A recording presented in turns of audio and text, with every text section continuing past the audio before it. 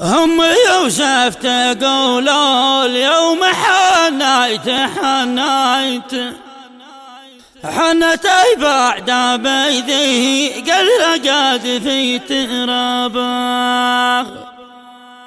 الله المستعان اثنين ساروا من البيت، مات بي مات زوجي كلنا على الغياب. في قتل زوجها وأبيها كتبت كلمات هذه القصيدة أم العقيد مصطفى بعنوان هموم وأغبال. أداء الشاعر أبو شهاب الخبجي. أمي يوسف تقول اليوم حنتي بوعده بيدي قد راقت في ترابه. كلما اتذكر دمعي على الخد تجند، واكتب دحوينا شاهد في الخزانة ثيابه. كان في كل جمعة كان يخرج من البيت صوب بيت الله المسجد ذي وذهبه.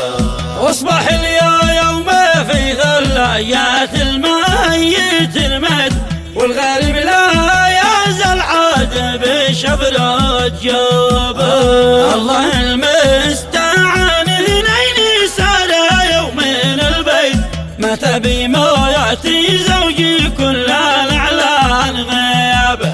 يا حنيني بحزني عشت من يا يوم شبيت، سار بساري زوجي ذي بزهرة شبابه. ما عرفت والنقش عمري ولا قد تحنت، طول عمري وانا عيش الغثى والكهبة.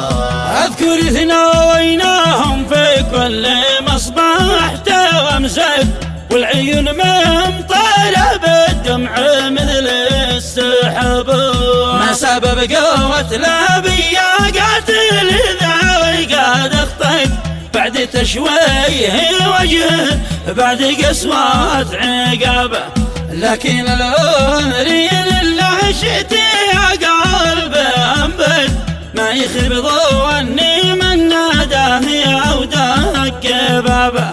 ربي منك العوض فيما أخذته وأعطيت، والعدو ربي يخزه رواني به عذابه. دام وانت معي ما هماني لو تأنك، انتهى الحاكم انت المحكمة والنيابة.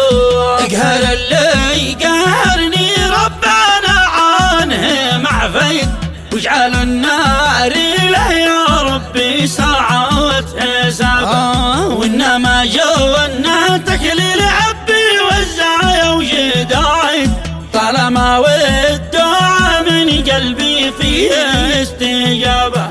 ختمي قولي على المختار والآل صليت، حد ما سبح طيب ولد الكل.